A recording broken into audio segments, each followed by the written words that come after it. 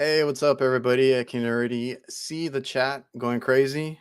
Ethan, if you're new here, this is an HVAC live stream podcast. You can listen to it here on the go, whatever you want. Glad to have you in here, Ethan. Brian, Jason, P, what's up? Justin, what's going on? Steve on the house. Just Work HVAC, Nasty HVACR. We got Blogger in here. Let's see who else is in here. Saw some other names earlier. Jason Johnson. There you go. All right. I appreciate everybody for coming out.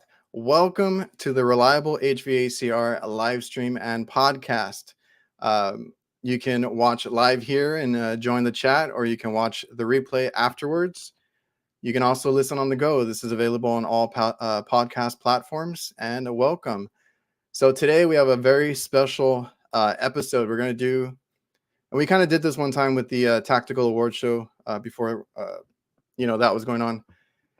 And we're going to have 3 special guests today. They all happen to do a little bit of everything, right? The HVAC side, the kitchen side, fixing hot side and cold side. So I have a great admiration for these guys that do everything, a little bit of everything. So please welcome, we got Pat Finley, we got Jason Latimer, and we got Rich Ortega. Welcome, guys.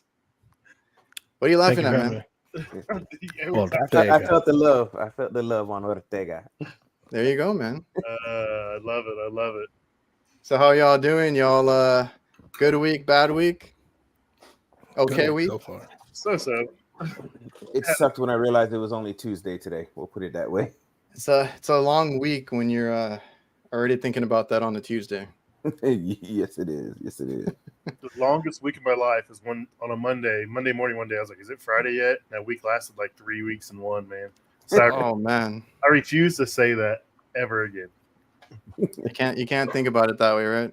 It'll be a long week. It was terrible. All right, guys. So I brought y'all here today together. I love what you guys do over on Pat's channel, the Commercial Kitchen Chronicle.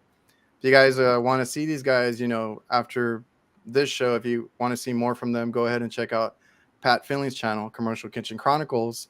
You can follow all these guys on their social media platforms. I'll leave all the links in the description.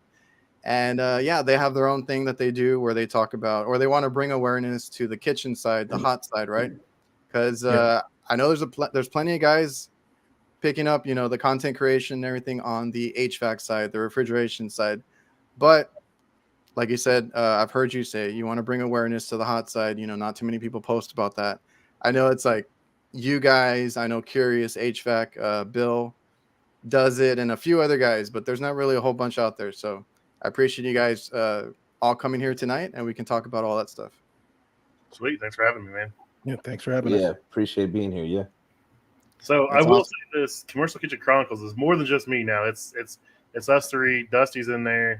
We're just trying to do our thing, and we've got a good group of guys together, and I think we're going to do some cool stuff in the future. Yeah, I like what you're doing. It's very unique, right? So, like I said, everybody that comes into it, there's like an HVAC community, right? And I appreciate what you do because our company does both. We do hot and cold side. Now, I'm not as good as you guys, or as diverse, I guess. I only stick to HVAC. I specialize in this refrigeration side. My dad is the one that runs the hot side, and like I always tell people, he's the best at what he does. I feel like I'm the best at what I do, at least in my area.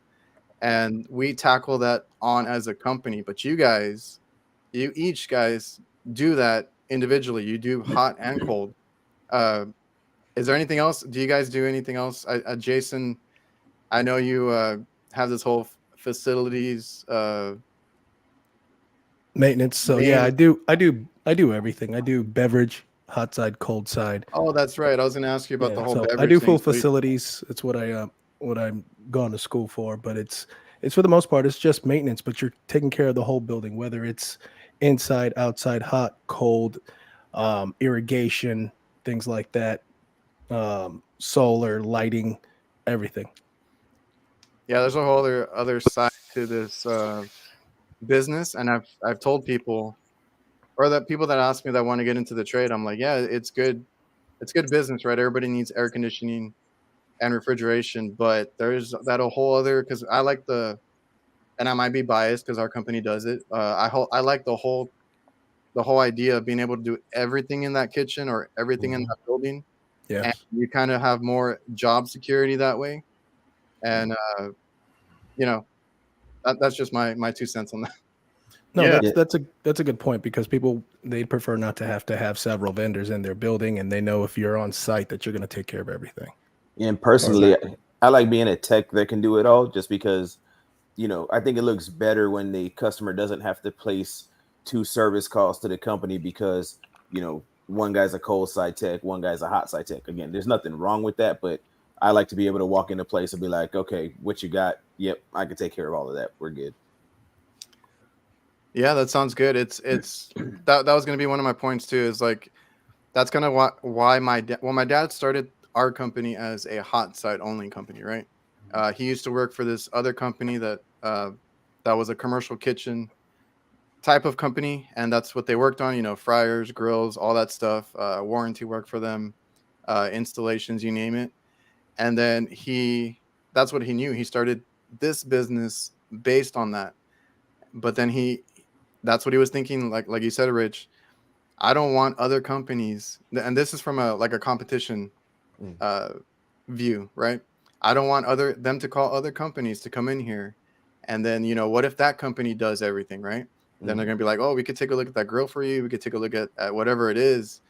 And he was like, no, I need to expand. So then he put that on me, right? I went to school for it, and we kind of partnered that way. Because I always have to remind people, my dad does not do a lick of HVAC. I've had to, kind of teach him the basics just in case he's there and he's like, oh, I can look at it, at least hook up some gauges and give me a little reading. That way I can tell him, oh, check your filter, check your airflow, clean the coil or something like that until I get out there. So that's how we tackle it. So like your point, Rich, is like you rather have the convenience, and I think that's every customer. They rather have the convenience of having one company or one tech be there and knock out everything. Oh yeah, I love going in. Say if I don't get a call on a fryer, I see their ice machine's down, the cooler's down. I'm like, hey, I can take a look at that. Well, we've already called somebody else. Well, I'm here. I can go ahead and do that for you while I'm here, because I will snake some work, man. I am not above it. If I can stay one place all day and work on 5 different pieces, hey, I'm in heaven. Yeah, I'm the same way with that.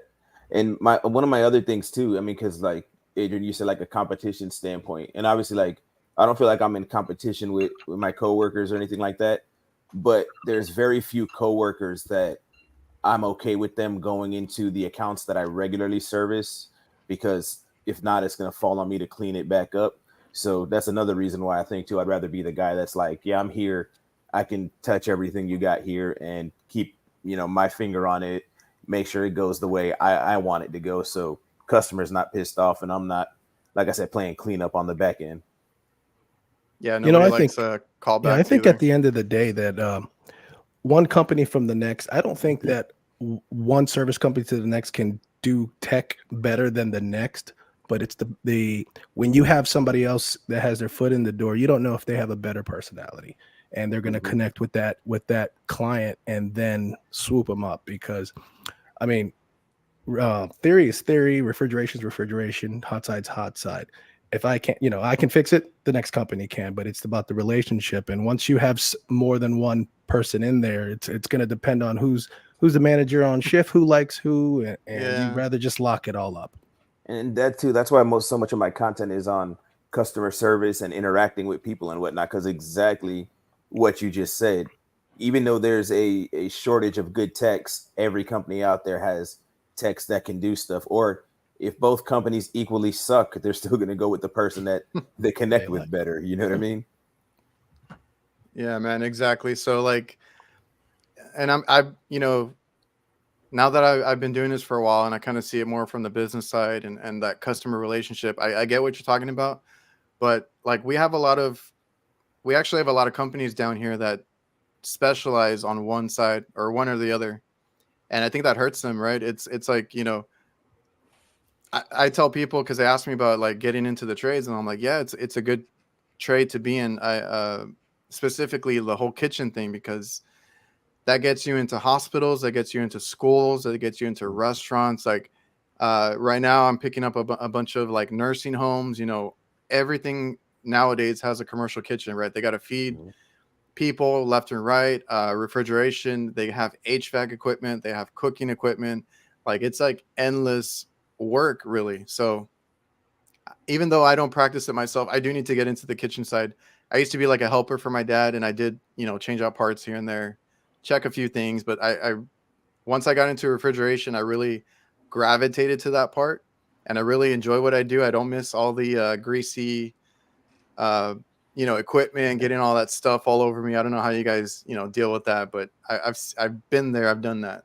But I do want to get back into the kitchen side. It is intriguing to me because then you can be there, like you said, Pat, be there all day just working on this equipment, then go on to the next one, and then you have a whole day's worth of work there.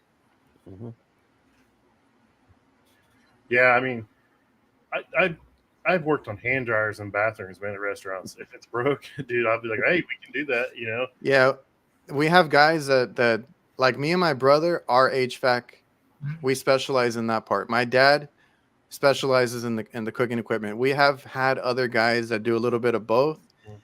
Now they might not be, you know, the best at either one, but they bring tremendous value because I can just send them out, right? And they can be like, I'll take a look at whatever it is, even if it's just to, you know, get us by for a few hours. If I can't make it or whatever, if they get stuck, then I'll go. Because we have a guy right now that does hot side, cold side, and he does the like the dryers or the washers, because we have a few like hotels. Yeah, he does appliances. So we have a few of hotels where they have all that stuff, you know, that they need fixed too. And it's all commercial stuff as well. And he can actually go out there. He's the only one right now that can go out there, but you know, that's another job security thing right there. That's a good thing. Exactly. Nice.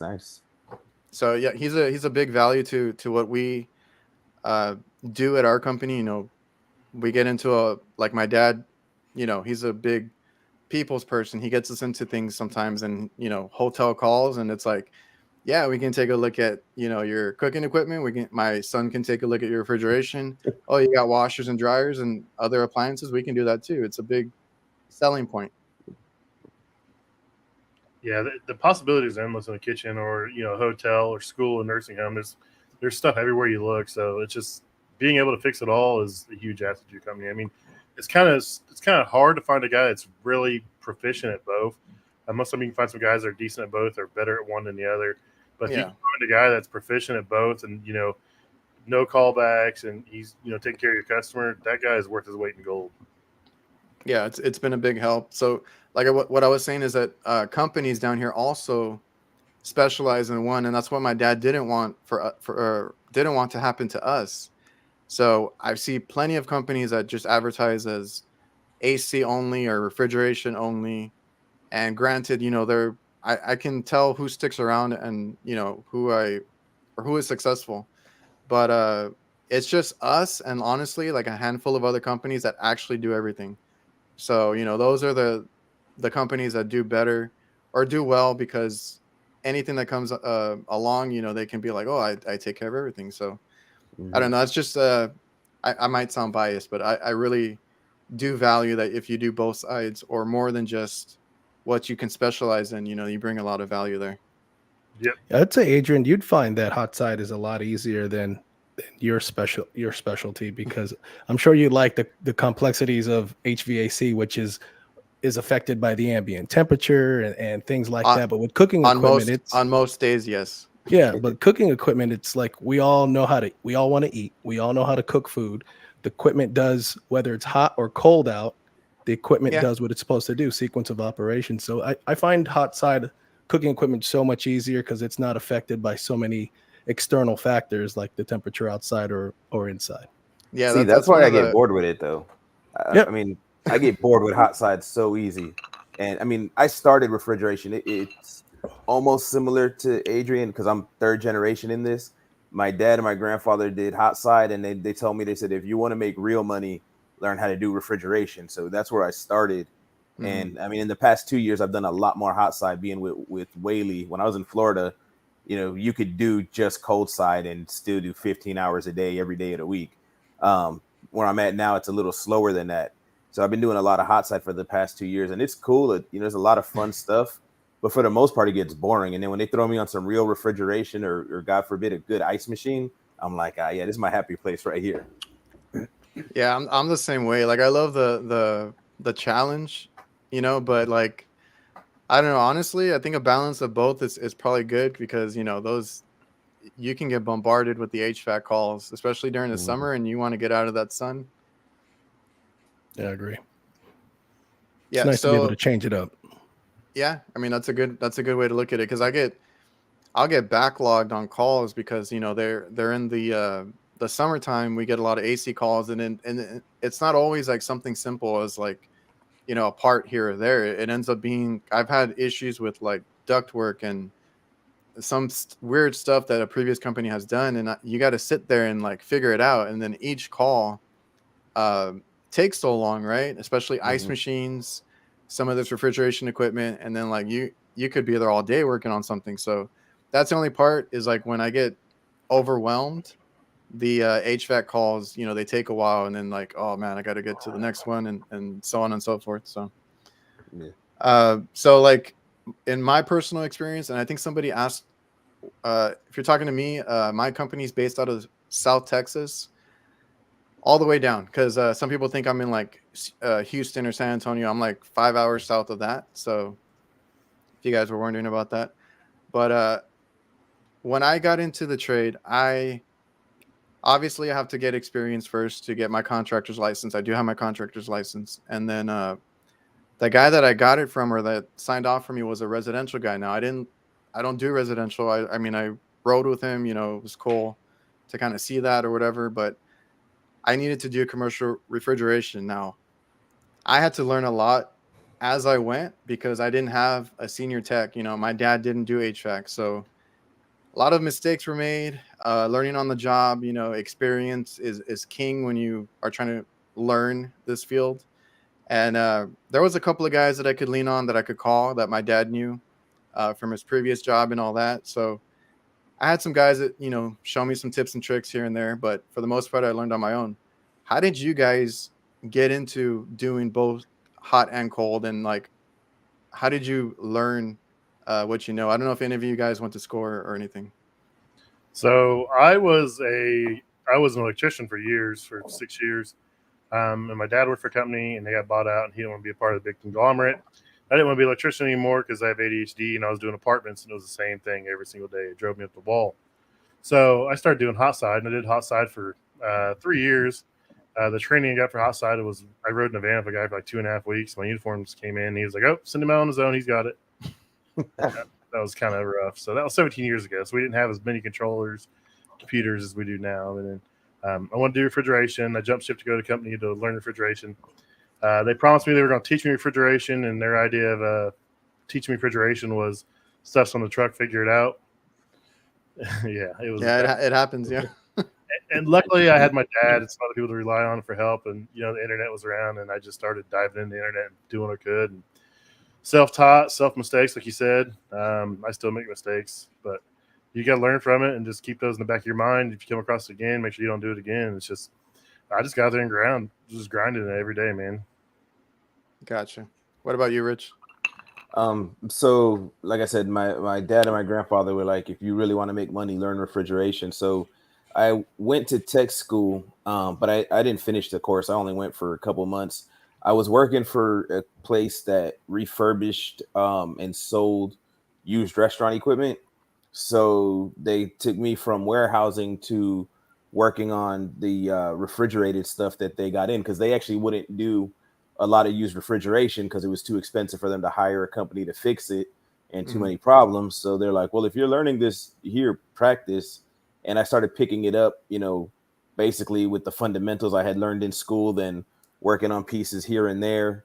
Then they had me at certain points go out, run service calls because they had a service side also. And then just kind of grew from there. And then for me, hot side to me is I think that having a strong refrigeration background has just made hot side easy because it's a lot of fundamental stuff and a lot of basic electrical, basic gas, things like that. I actually tell people when they're like, "What if I want to get into your industry, and I want to go to tech school? What do I need to study?" I say, if it's me, I say study HVAC because you get enough of the fundamentals of everything that's dealt with in the kitchen between learning the fundamentals of HVAC and then riding around for a little bit, you'll be pretty solid. Well, that was about it. I was able to, I was fortunate. I met a lot of guys like in supply houses and stuff that would I'd be talking with them and they'd give me their phone numbers, and as I ran into more complicated stuff when I was first starting out, I could call them and have them walk me through and grow, which is also why I'm always telling people, hey, if you're in a jam, you got my social media, reach out to me. Yeah. I got no problem helping you because people did it for me back in the day. That's awesome, man. Like that's what I love about the community, because when I started my social media, I was able to talk to like Chris Stevens, a bunch like Rick from HVAC Survival, like all these guys, and they answered my questions really quick. And I even talked to Ty Brenneman recently because the way he explains things, it's so easy to understand. So yeah, if anybody needs help with anything, a lot of the guys that you see on Instagram, YouTube, any of these platforms, we're all willing to chat or walk you through something. Just reach out to any of these guys. So what about you, Jason? How'd you get into, well, you do a little bit of everything, right?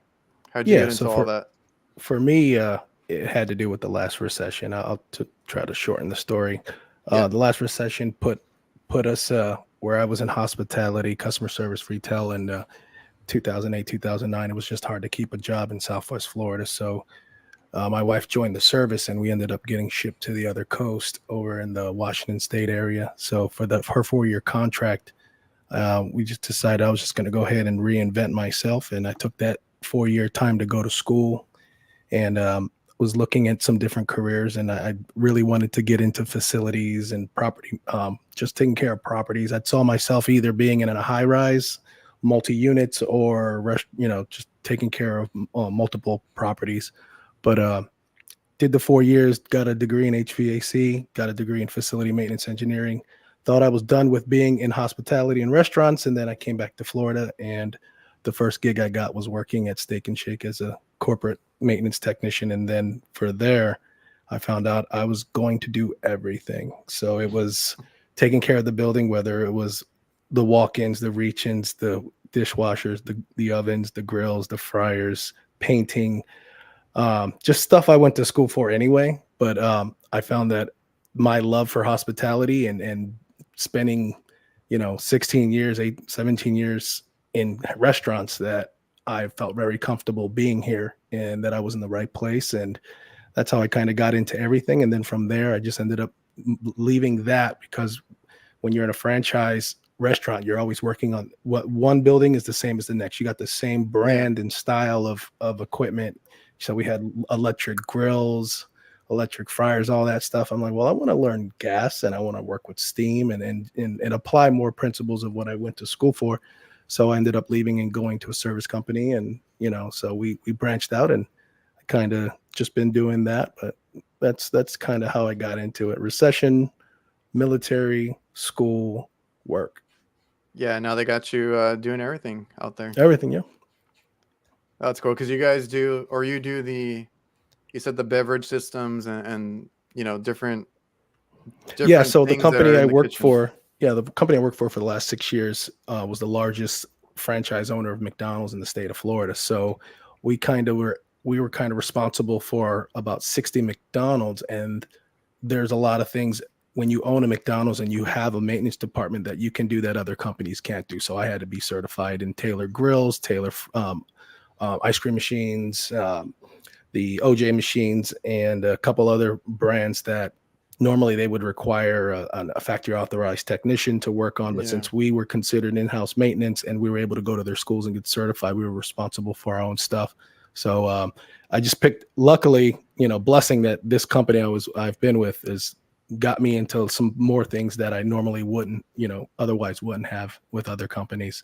So they have us doing they have automated beverage systems that, you know, have like a little carousel, little arm. It makes all the drinks at the drive-through automatically for the drive-through person, so they don't have to run several people to a machine. So I had to learn all the automation and the pneumatics and the system and stuff like that. So the thing about McDonald's equipment is that it's all what I would consider over-engineered. So if you can work on equipment at McDonald's, because they can't make stuff simple, you can work anywhere. I mean, there's more boards.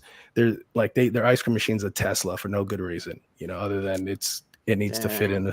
It's everything's over-engineered. You're reading a lot of schematics and you know, when we work on outside stores, you know, just a plain grill is like, oh yes, this is not. I don't have to, you know, DeLorean or something. You know, the little Joan.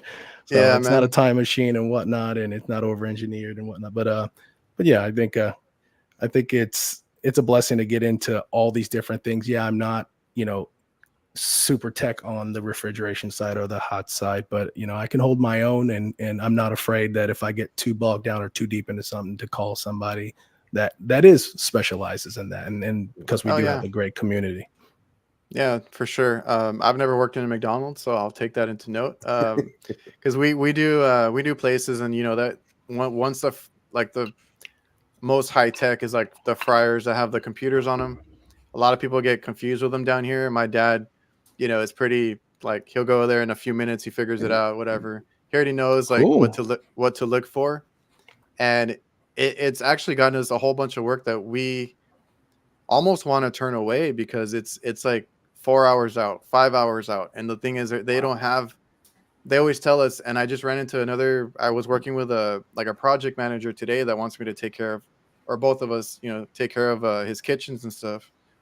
He's like, I always hear the same thing. It's always like, we can't find good qualified techs in certain areas, right? So the ones they find us, they try to get us, you know, over here, pulling us this way, that way. Yeah. Sometimes we have to turn away work. But yeah, you know, it's a thing, you know, job security. Just we do everything as a company, but if you can really do your homework, research after work, you know, kind of invest in yourself, that's a way to go. I agree. Yep. Never stop learning, man. So, okay. So you were talking about hospitality work, and we kind of talked about customer service, or it was mentioned. How important do you think it is when you're dealing with customers? You know, that whole customer service, the whole relationship with your customers. Because I run a business, but you guys, you know, work for, you know, these companies, but it's the tech that goes out there and represents the company. So I don't know. Do you guys have any opinions on customer service and the relationship with the customers? Dude, Rich. I always say, I guess y'all knew I was going to take that one. Dude, and I'll say it a million times, and you'll have a hard time changing my mind. It's better to be a good tech with great people skills than a great tech with crappy people skills. You can, and I don't want to say get away because that's not the good word, but one, if you screw up but you have a good relationship with the customer, they're so understanding and you know, willing to work with you and stuff like that. And also, you know, regardless of how good you fix something, customers are always going to remember how they felt dealing with you. And even when I was, you know, I would consider myself an average tech, I would get requested, and then they would tell the office of the company I work for that, you know, they felt comfortable with me. They felt like, you know, they understood what I did and why I did it. You know, I cleaned up after myself. You know, I remember being on a service call one time, and when I was done, I was sweeping up all the you know, clippings from wires and whatnot. And the lady is like, out of every company we've ever had here, you're the first technician to clean up after himself. And I'm like, what? But even then was like, whenever they would call in, yeah, can you make sure you send Rich? Can you make sure you send Rich? And I'm like, because I swept the floor. So I mean, it's paramount, and you cannot get away from having to know how to have a good relationship with the customer. And that's the whole thing, right? Like some of us, including myself, when I started, you want to get in and out. Like some people just want to do the work and then move on to the next one. They don't have the people skills or whatnot, but like that kind, like what you're talking about, cleaning up after yourself, that's a big thing. You know, my dad implemented that kind of stuff on me, right? You know, clean up. We are there with a mop and broom. Sometimes we make a mess on, some of these refrigeration equipment, drains mess up. You got all this nasty stuff everywhere. Like, take the time to clean. And that's a big thing. Well, being requested is another job security, right? It's another way to show value to your company. If you do all these little things, make the customer feel good, comfortable is a big thing. And then on top of that, you fix their problem, but you did little things like clean up after yourself, don't make a mess. We're very conscious about being in these people's like area, right? It's where they are most of the time. It's their workspace. They have to be there every day, all day. So just be a little more considerate. Make sure you say hi to them, give a little chat. I like to chat with them a little bit, see how they're doing. And if they also, a question that I always ask is, hey, do you need anything else? I'm here. What's giving you problems? What's doing this? So, Yep. I always ask, is there anything else I can do? Are there any questions you have, before I go?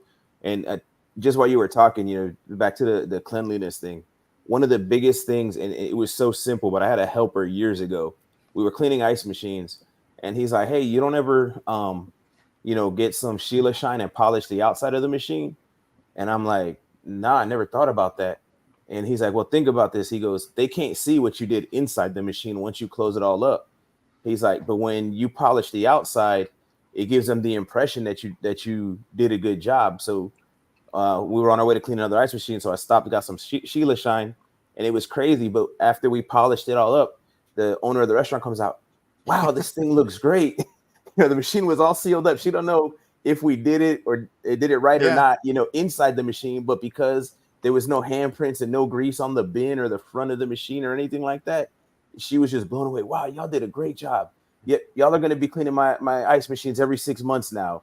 And I'm like little stuff like that, dude. Yeah, that's a good pimp. That's a good point, because we do that too. And luckily my brother is kind of like, I don't want to say he's like a clean freak, but he is one of those guys that will like go and wipe it down, any little spot on the outside on the steel or anything. He'll go and wipe it down. So definitely that's a good point, because what does the customer know about the work that you do, right? It's either working or not working. Exactly. What they can see is the presentation. So I mean, that goes for guys that do installs or change outs or anything like that, right? Make sure it's presented in a well manner. But then if you're doing maintenance, if you're doing service work, give it a wipe down afterwards.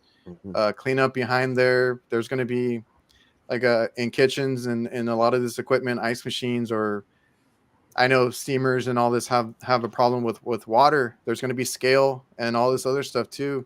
Just clean up, wipe down, make sure you get all that stuff that the customer sees. Because like you said, it's a pretty good impression that they see, like, oh wow, there's that extra step that they took. Yeah. And now I want them to do it from now on, right? And I'm at the point where I'm even cleaning up rooftops after other companies. Because I don't want them. It drives me nuts. It's always driven me nuts to see companies leave crap. But now I'm like, once I've been on that roof, I don't even want them to have the possibility of thinking that I left trash on their roof. You touched it last. I touched it last. So guess what? Them 3 compressors that have been sitting there for 6 years, they're coming down and going in the trash can.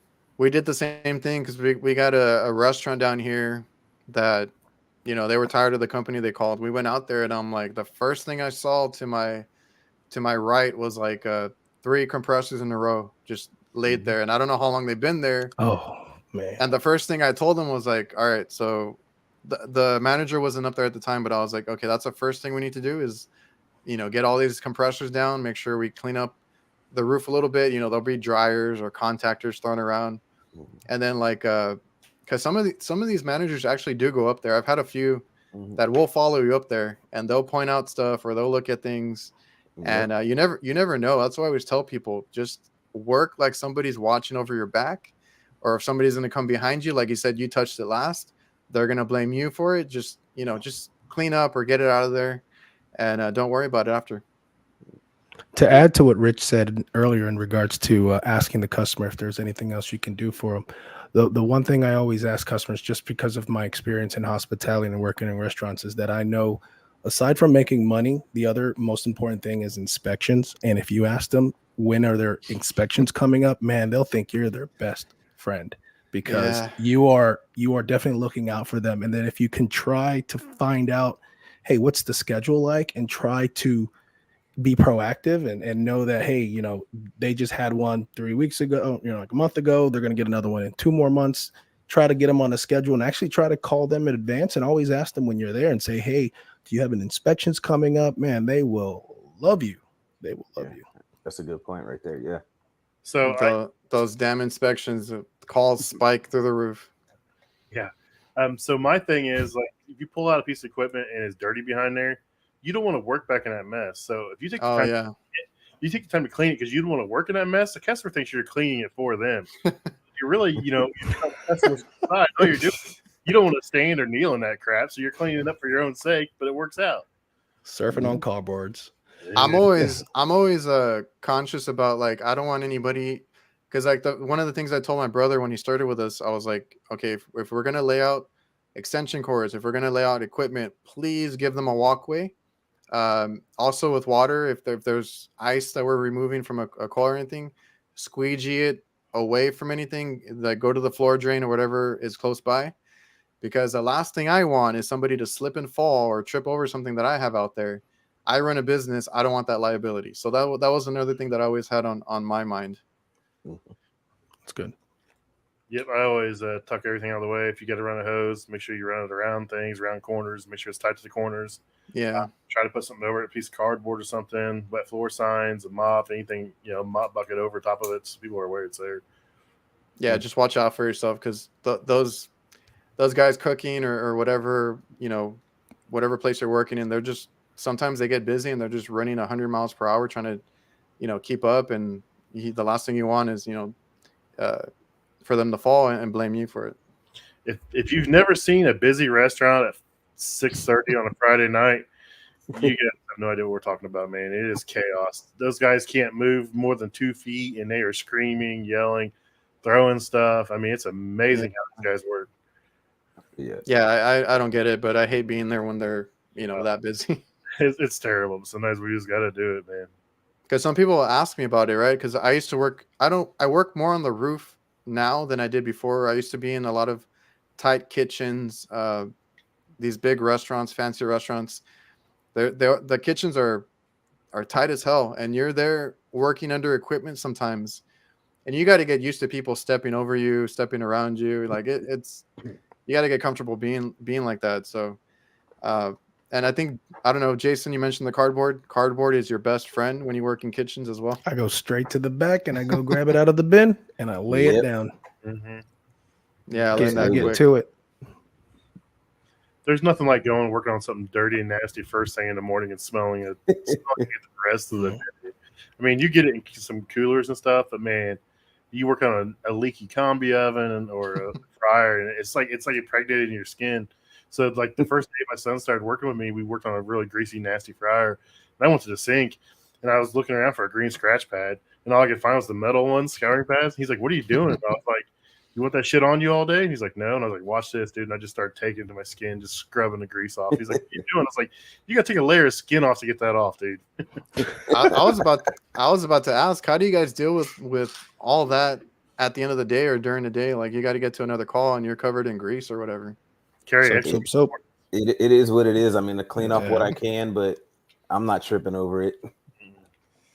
Man, I used to work in some kitchens where like because like it would be the reach-in coolers and freezers right next to the fryers. Yep. The prep coolers and all that, and all the top would be greasy just because the fryers were right next to it. And I didn't know at first, right? I would lean over and then like my whole skin would just stick to the top of the unit. I'm like, damn it. So I think I started wearing long sleeves. I was trying to figure out what to do because I hated getting that, on me and stuff. There's not much you can do about it. You just clean in between. No. You use gloves, but then you blow the gloves real quick. Yeah. But it is a natural moisturizer, I guess. So you're not like your hands aren't dried out. But You're not gonna get ashy. Your tools don't rust either, man. yeah. So do you guys take the time to educate your customers on how their equipment runs? I feel like that's always an issue that we have That's the fun. That's the best part of the relationship, because I'd say 10%, 90% of the customers actually want to know what's going on. So that, to me, it's just like, you're going to let me explain this to you. That's great. 10% of them are busy and they're just like, I can't talk right now, but they're the ones I stay away from. I'm just like, all right, you're my friend over there. You're not. So I'll just go find someone else. But no, explaining everything is awesome. I love it. And you kind of just, when I talk about refrigeration, they're like, what? Why isn't it getting cold, or how does it get cold? I'm like, think of a water hose. It just pours out like liquid, but when you put your thumb on it, it atomizes into a cool spray. You can spray yourself. That's refrigeration. You meter it, it turns cold. They're like, I get that. And I'm like, all right, we're good. They're like, he explains things. So it's little things like that. Yeah. Because what about because we have like prep coolers and stuff, right? They're in the manual. I have to show them the manual sometimes. I started pulling it up for them because they cannot leave that top compartment open all day. It's supposed to be dressing table part. Here comes just got one on this. I already know. Huh? The people leaving stuff in top and they're supposed to take it out. Yeah, like I tell them, I'm like, dude, do you want me to read you the manual? Like, it's supposed to stay closed for one when they're not busy, right? It can't be open all 24/7. I was like, how do you expect it to cool? And then like they leave empty spaces, and like that's always a constant thing. And right now I'm dealing with a lot of those kinds of prep tables where I have to be like, well, it works, but you're supposed to, maintain it or keep it closed or whatever it may be. Well, we got this one chain that we're dealing with now that they got these particular model prep tables, and I've ran a few service calls on them. After I talked with the facilities guy, it seems those calls went away. Now, I think this manufacturer's full of crap and just trying to, they made a bad design and they're trying to, cover their behinds. But they're basically, it's designed that it only keeps the box cold. You have to put cold product at top and rotate it every 3 to 4 hours. The top does not cool at all. And they say that's how they intentionally designed it. That doesn't and I'm even like, sound right. I'm like, in 17 years that I've been doing this, you the first person to ever tell me some crap like that. I had to go to the manager, and before I explained it to him, I said, listen, this is going to sound like a load of bull crap, but it's not me, it's the manufacturer. This is what they said for me to tell you. And by the way, they won't warranty it because it's how it's designed and you're not using it right. Oh, that's the worst one, because we have, I've only seen two types of prep coolers, I guess, like the true ones, which is like the coils in the back and the air goes up and hits the top. It makes an air curtain. I hate those. Yeah. Oh, we don't work on them anymore, but we used to work on those. Curtain. Yeah. I like we used to work on a lot of those. Cold wall. Yeah, and then now we're dealing with the ones that are just the bottom. They're three separate evaporator coils. So you have the cabinet in the bottom, right? It's traditional doors. The middle is like where because it's a pizza place, where all the toppings fall. It's just a little catch-all, and that area, the wall ices up. And then on the top they have the condiments, but it's just a wall that ices up. It's like a little ice chest basically. There's no fans or anything like that. So those are the ones where I have to tell them there's no fans, there's not anything to circulate it. So it's really important, if you guys are not using it, to please close it. Keep it covered the whole. I hate when they have empty spaces or they don't have enough product for it. I'm like, you need to keep it, you need to rotate it, and you need to keep it full at all times. So those are the ones that I deal with now. So it sounds like I won't say the rest. Yes, Randall. Yeah. So I like those. I like those. I like that brand, but they do have to keep all the squares closed. Yeah. And the bottom of that, I think it's 17 degrees. You see the ice pattern on the bottom and along the sides, and it does keep the food cold in the little tray. If you stick your probe to the bottom, you're supposed to not rotate, but you're supposed to mix that stuff. The top is always going to be exposed to the ambient temperature. That's what I have so if you're not doing anything with it and you're not going to close the lid on that, then what are you expecting? It'll freeze the food on the very bottom if you don't stir it up a little bit. So either close it or stir it up, but don't sit there and expect it to be open all day. Stick your probe in there and expect the top of that thing to not be above 38 degrees. It also depends on what's in there too, right? Because like different sauces or cheeses. You know, That's that's true. all. Yeah, they It's all got airy different. lettuce in there, and it's like Yeah. it's all fluffed up lettuce. I'm like, you can see through Yeah. it. So what do I'm you like, want? yeah, the box itself is not going to be cold, but Yeah. that's all a part of educating the customer. I think it's an important thing, right? You got to tell them, you know, they might not know. You got to tell them how their equipment works, you know, what to watch out for, I guess. And a lot of times you get called out there and it's like, well, it's working, you know, can you please just close the door? Dude, I had a fun one. This was years ago at a breakfast and brunch spot in Central Florida, and I went in, worked on a prep cooler, and it was the true, so it was that forced air. Everything was perfect. We get a call like, I don't know, a couple days later, and nope, yeah, they're temping the top, and nothing in the top is temping right. I get there, temp everything's temp perfect, everything's running fine. Leave, go back, same thing over several days. So I finally get there because they're like, well, first thing in the morning, the stuff on top is not temping right. It temps right the rest of the day, but it don't temp right first thing in the morning. So I get there first thing in the morning. The lady who owned the place was using a infrared thermometer, the trigger kind, and it had saran wrap on the top of the pans. She was taking the temperature of the saran wrap and calling in service calls on that thing.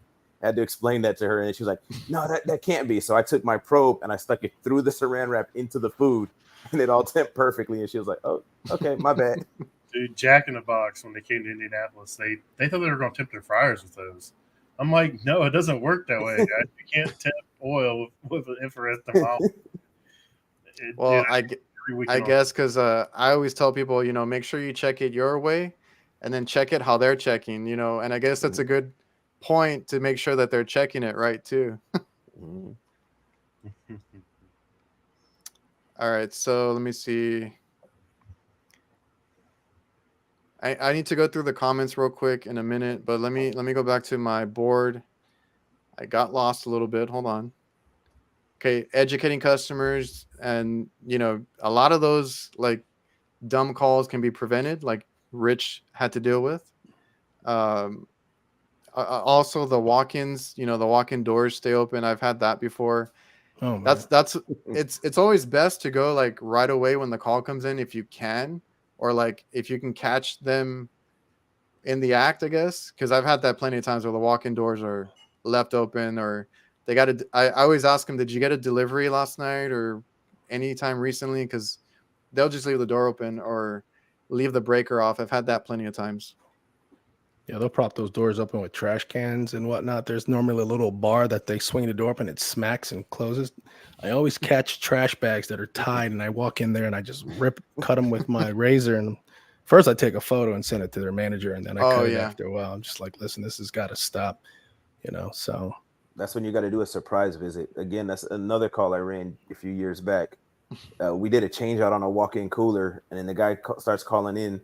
It's freezing up. It's freezing. I'm like, everything's perfect. Are y'all leaving the door open? No, we never leave the door open. You sure? No, we never do. So I just waited a few days, showed up unannounced, walked in. Door was wide open. Nobody was going in and out of it. Truck wasn't there, nothing. I walked straight to the bar, said, "Follow me real quick. You see this? This is how it was when I got here." After that, those calls stopped. Yeah. The giveaways, like Jason said, you get the trash bag that's made into a little rope or a bungee cord or, you know, zip ties. And like, that's the first thing I look for. I don't even look at the coil. First thing I start looking around, look at the environment before I blame the unit.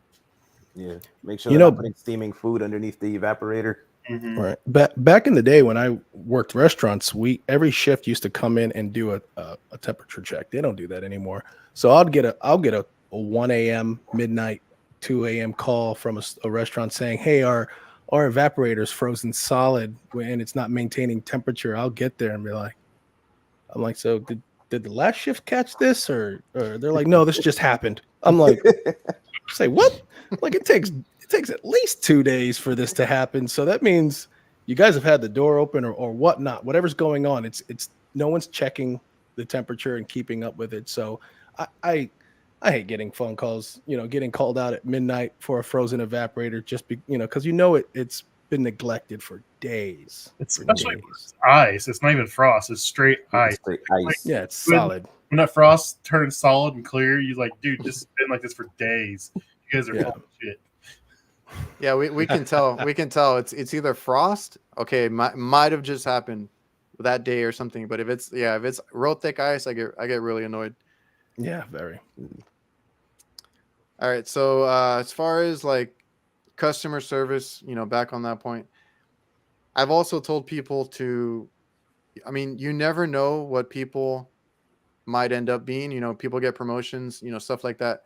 We take it. We make it a point, right? We talk to everybody there, and there's a few reasons why you might want to be talking to like a cook or somebody there that works in the back, right? They know the equipment better than anybody, and you can go up to them and just straight up ask them like, how long has it been doing this, or what do you think about that? And they'll give you a little diagnosis, right? Quick one. And yeah, that's the first thing I tell people is to go and talk to the cooks, talk to the people that actually use this equipment.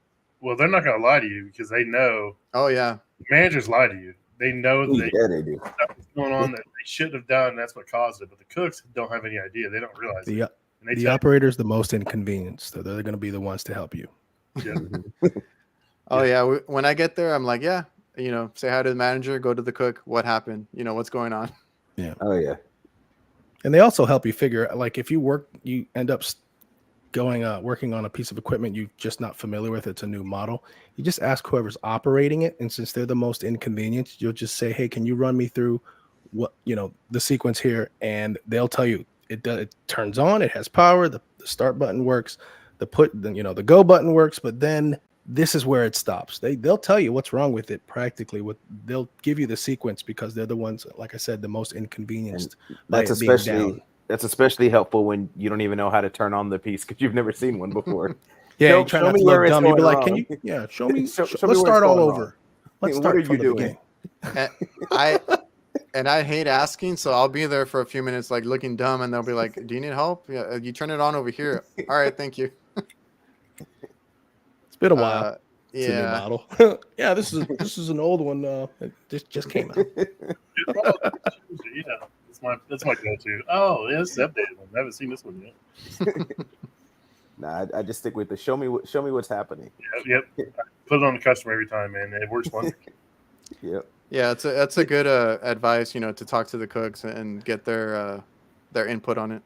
So, Adrian, I just wanted to add to something you said because I have one of my really good friends is a salesman, is a salesperson at my job, and when he walks into a store, and this is kind of what you're saying that go to the cook, you don't they might be a manager or something later, but when he introduces himself, and this is good customer service, he says, hey, knowing full well that this person isn't the manager, you'll say, hey, you seem like you're the manager, and it kind of brightens their day, but you never know where somebody's going to be later when it comes to customer service, that host at the door that you are, you're nice to, and you give a good introduction to, and you ask for their help, and you make them feel like, hey, give them the time of day, make them feel human, and give them that respect and ask for some help, that someday that person might be the manager later or the kitchen manager and whatnot. So it's not necessarily the same, but yeah, people transition, and you always want to maintain a really good relationship with whoever you talk to in that place.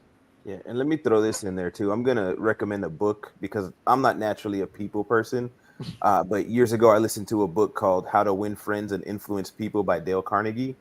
And for anybody who struggles with any type of interaction, customer service, that book right there is a game changer.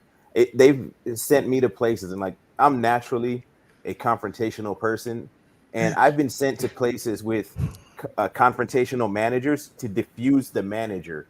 And it's all because of stuff that I learned in that book, where in the past I'd be like, screw me, screw you. You know what I mean? But I'm like, I learned stuff in this book that I've had managers, like we had a Denny's one time, and the guy would call at the weirdest times. As one manager, he'd call like 4 a.m, leaving these yelling, screaming voicemails and this and that and the other. And he was nasty to the technicians that walked in. So they had sent me over there. And one of the main points in that book is like, people don't really care about you. They care about themselves, and they want you to care about them. So one of the things it talks about is, find out what people are interested in and let them talk about themselves, with that. So I walk in and I see this nice, hooked up Jeep in the front of the restaurant. So I'm like, oh, that's got to be his. So he's like, this and that, the other. I give him a few minutes. I'm like, yo, that's your Jeep out there? Oh yeah, man, this and that. He goes on all this Jeep stuff that I don't know crap about, and I'm just like, yeah, that sounds cool. Yeah, da, da, da.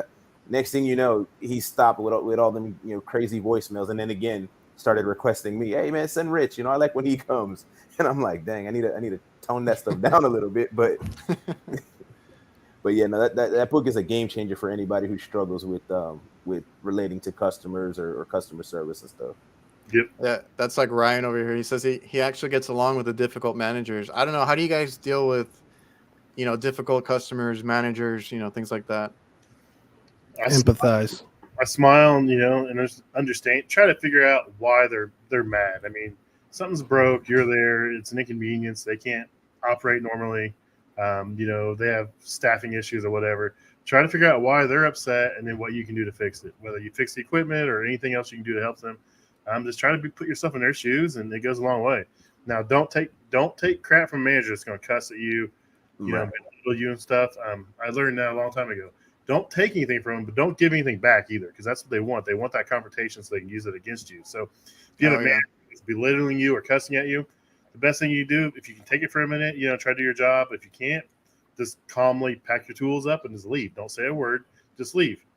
And when they see you leave, they will change your tone 100%. It'll be 180 degrees, and they will be your best friend. So don't put up with it, but don't give it back, man, because they want it. They want you to act a fool so they can call in and, this guy said this to me, this guy did this. Don't do it. Yeah.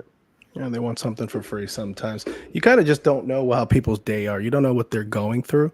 And, for me, being that I worked in restaurants, one, you want to find out what they need. Don't blow smoke up their ass. Just get to the problem at hand, take care of them, and then create that relationship. I always, just what Rich was just mentioning about, making them feel human and trying to understand who they are, give them a little bit of time, and things will smooth out.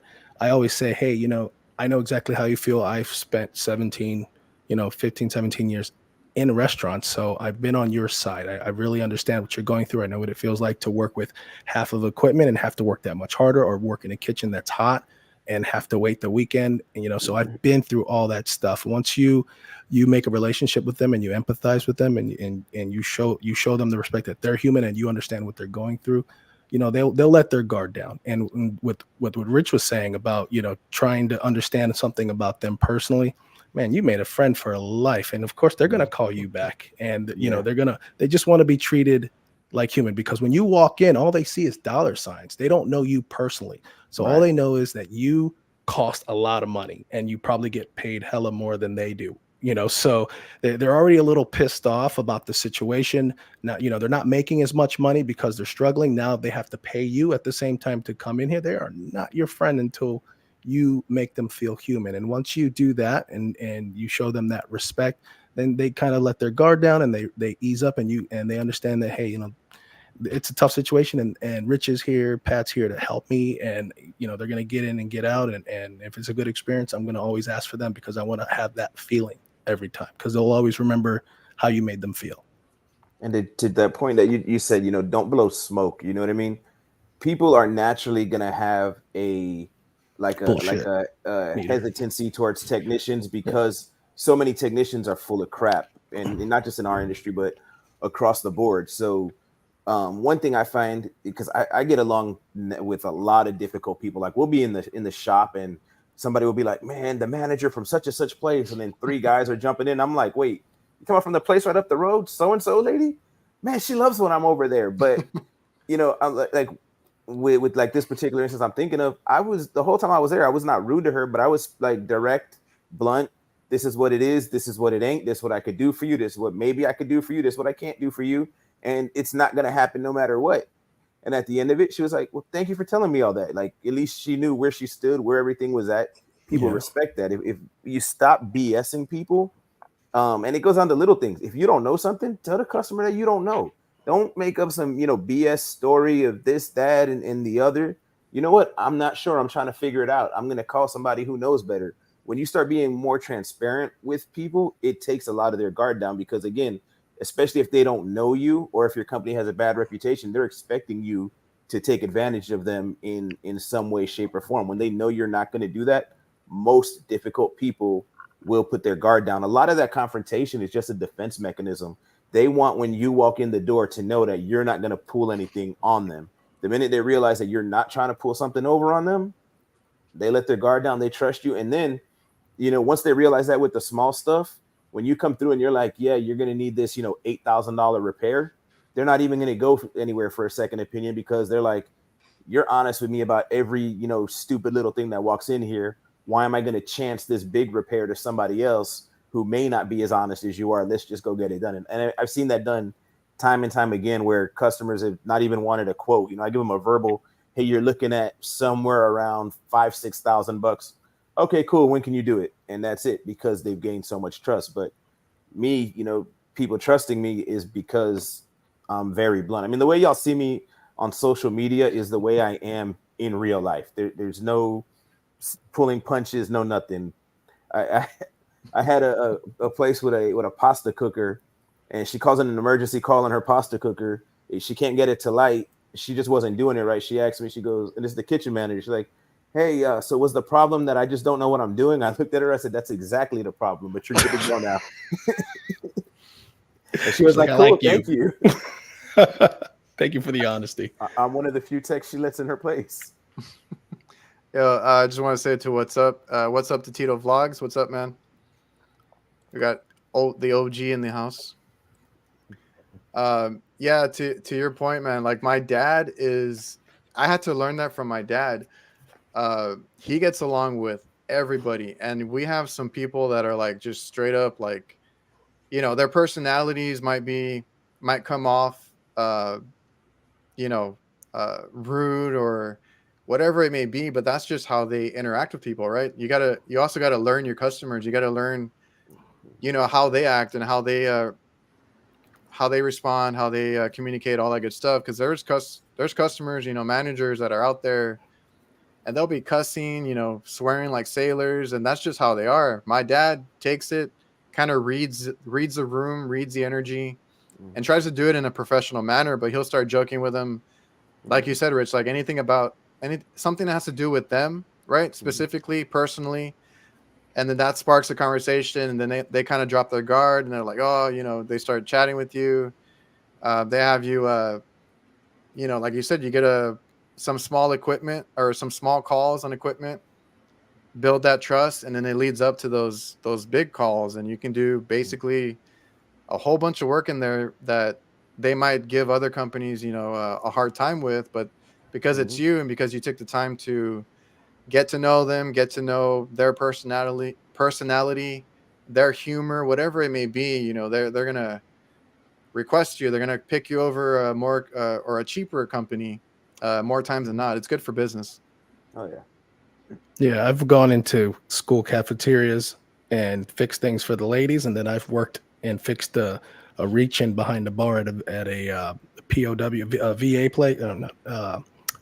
One of the veterans bars where everyone's just drinking and shooting the shit. You got to know your audience. VFW, yeah, the VFW. So I've been in different places. You just got to know your audience. You always got you have multiple friends that come from different lives. You talk to them all different. Yeah. You just got to talk to people you got to meet people where they are. I think that's the most fun part of the job is interactions with different people. I mean, some people you can cut up and joke with right away, and some people they're downright serious. And it's just learning how to read the people and interact with them is the biggest part of the job. Oh yeah, 100%. They all need something from you. You just got to figure out how you need to serve it up. Yeah. Where was I? Oh yeah, you and Jason, you had that point, which was what I was trying to get into. Was you never know what people might end up doing later on in life, right? They get promotions, they move from one company to another. As far as like the cooks, the managers, and whatnot. Us being, going in there and being nice to everybody, right? That's a whole customer service. That should be the whole experience for any company that goes into any place of business. Is be friendly to everybody, get to know some of them, introduce yourself, make them all feel, welcome or important, however you want to look at it. Because there's been plenty of times that we get calls, and it just happened again recently where, this cook here at some restaurant ends up being a manager at a different location Mhm. or another place of business. And he's like, oh, I remember these guys that took care of us over here. They treated me really well or whatever. They did really good work. I want them at my location. That has happened to us so many times. It's like, they call us and we get there and I'm like, man, you look familiar.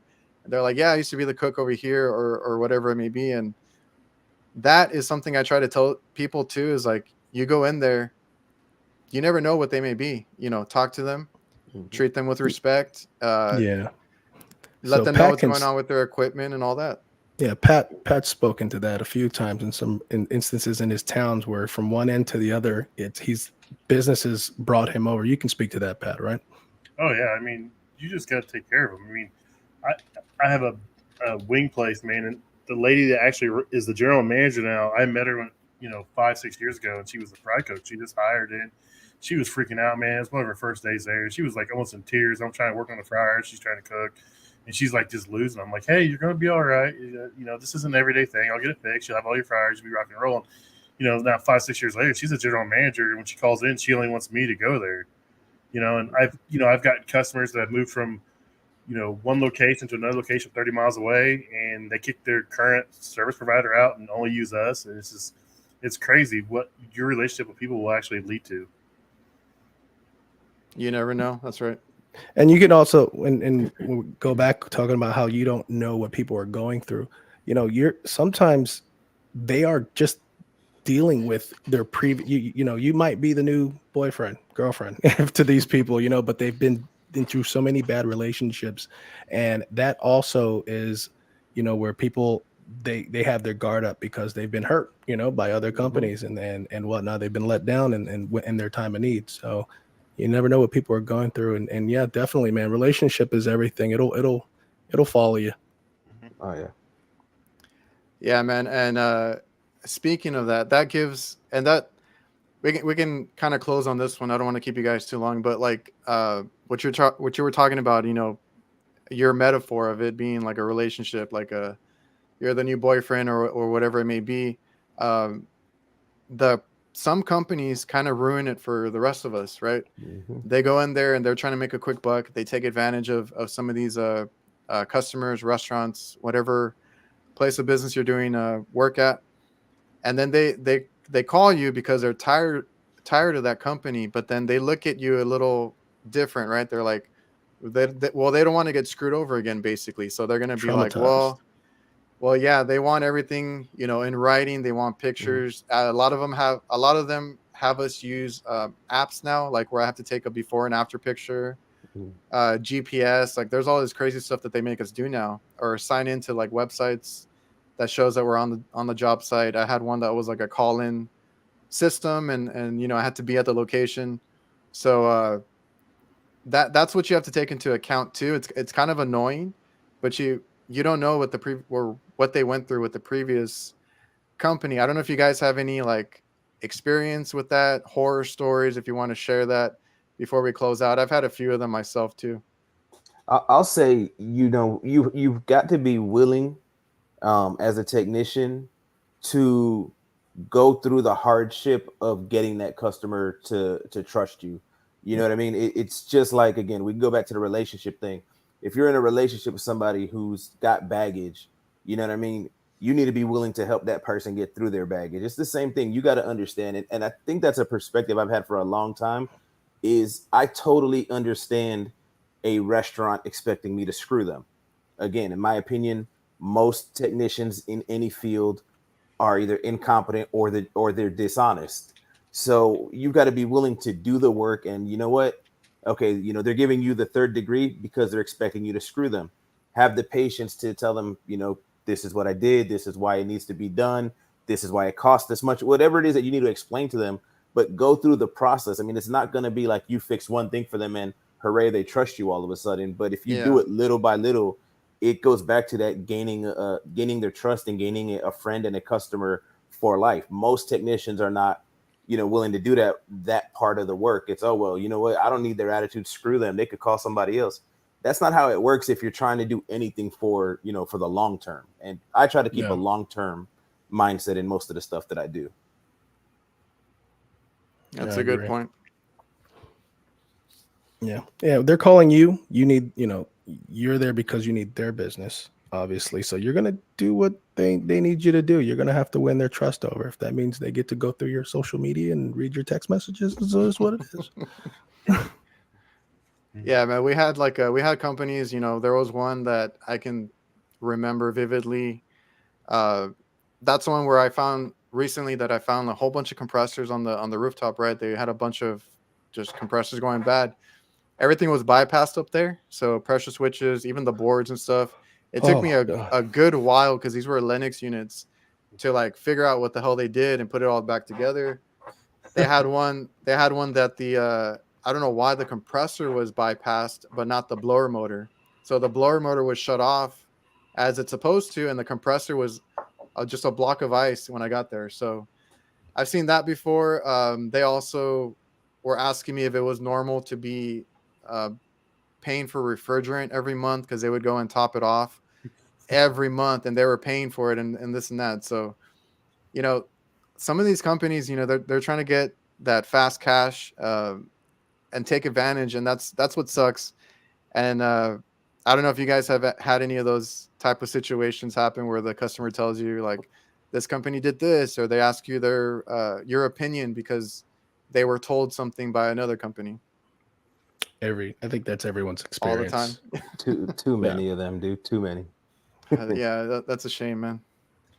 Yeah, and I don't know if it's the companies or it's the individuals that work for the company that are just lazy. It's hard to tell unless you've been worked in the company. But I mean, there's a lot of people out here doing this job that either don't know better or don't care to do better. And it just shines a bad light on the industry as a whole. I mean, but every industry is the same way. You have your good apples, your bad apples. Yeah, I think the smaller the company, I'm not sure how many technicians, employees you have, Adrian, but with bigger companies, and I don't work at a big company, but I'd say this has to be true for every company, unless you're a small company and you're hiring, firing, and operating based on your mission, vision, and values. That there's always somebody who's skating under the radar, who's doing what they want to do, and is just not. They make it look bad for the company. It's those people who take the shortcuts who can ruin it for an amazing company who has a bunch of super techs, but there's more business than technicians, and if you don't realize it quick enough, you're sending warm bodies here and there, and they're the ones who ruin it for a lot of companies. There's I think in most companies there's a majority of them are probably great technicians technically and customer service wise, but what ruins it for I think every company that breaks that camel's back is that technician that just does a crappy job. And I think it's indicative of not holding people accountable, but that comes from leadership from top down. And you know what, as a technician, all the other technician knows who's the callback king and who's cutting corners, and leadership needs to listen to all the technicians. I don't care if you have to do an anonymous survey, but you're going to lose business, and it's almost always going to be based on that low man on the totem pole or the weakest link. So Say that a little louder. just saying.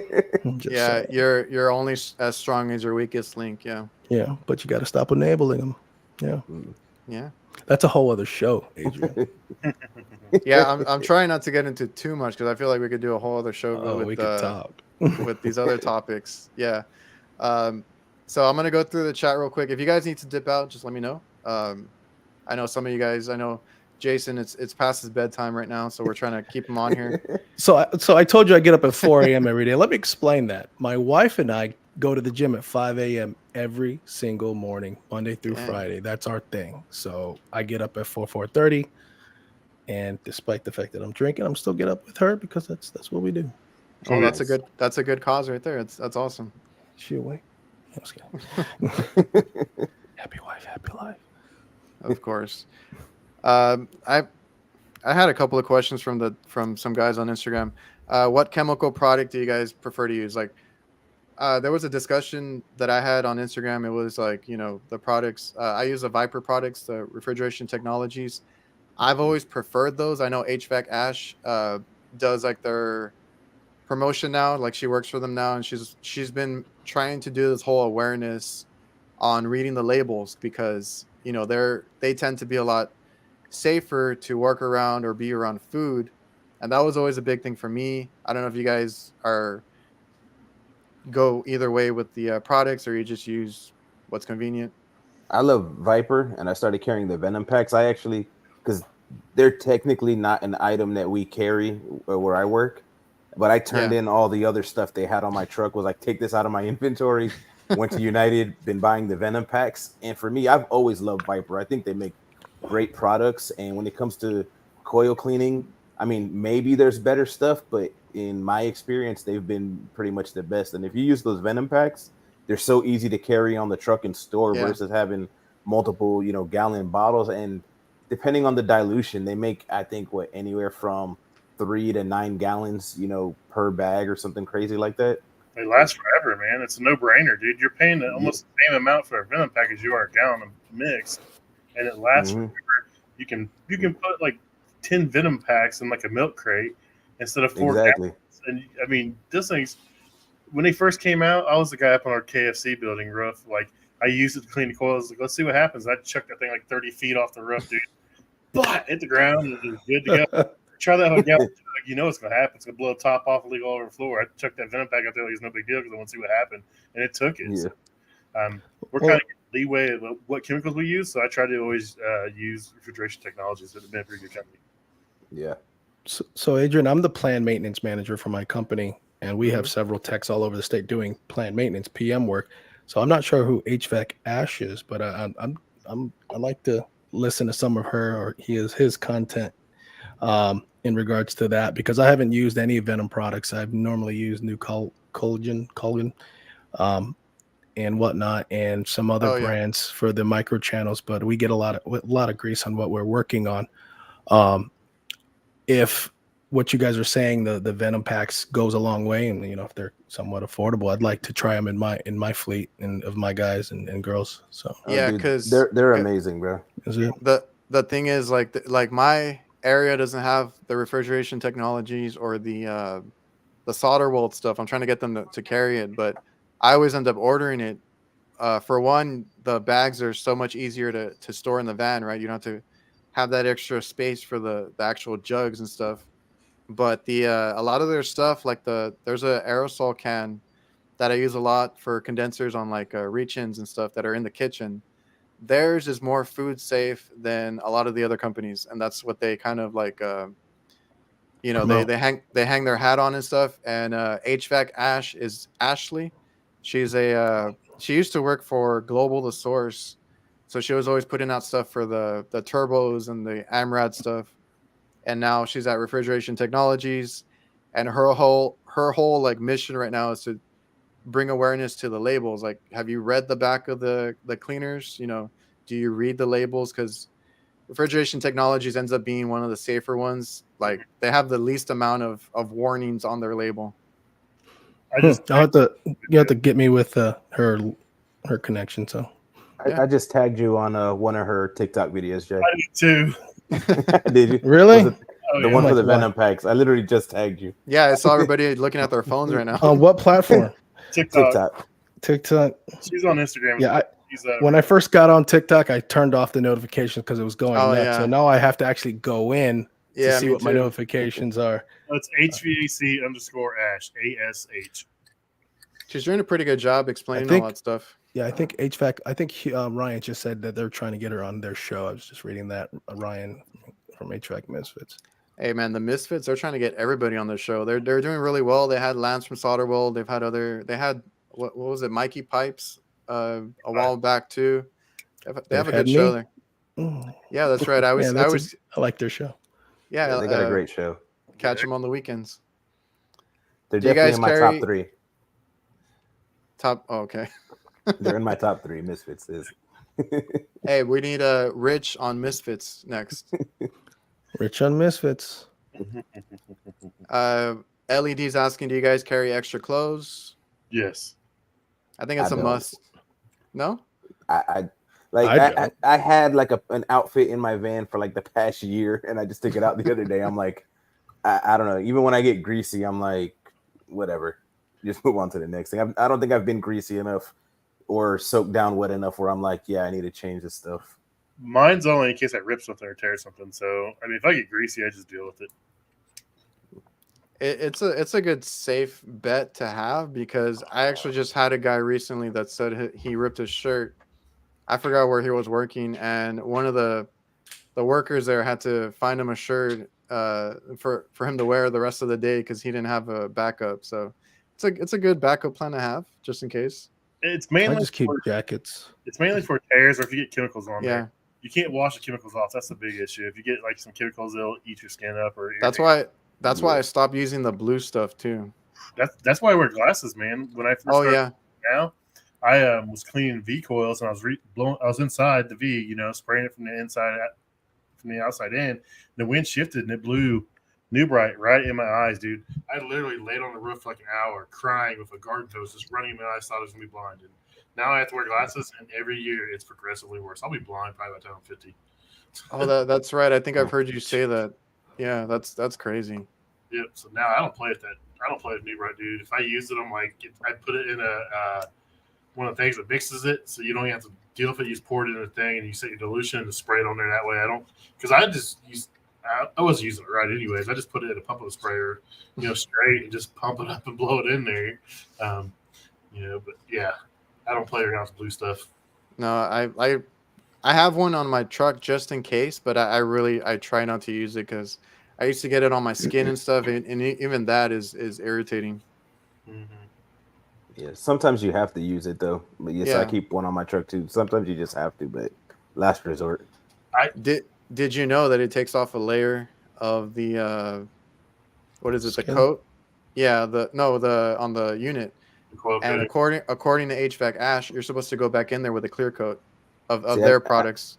that part I never knew about the coating, but I knew it took a layer off, but I didn't know you're supposed to recoat it after the fact until I I seen didn't one of know her that. videos a month ago or so.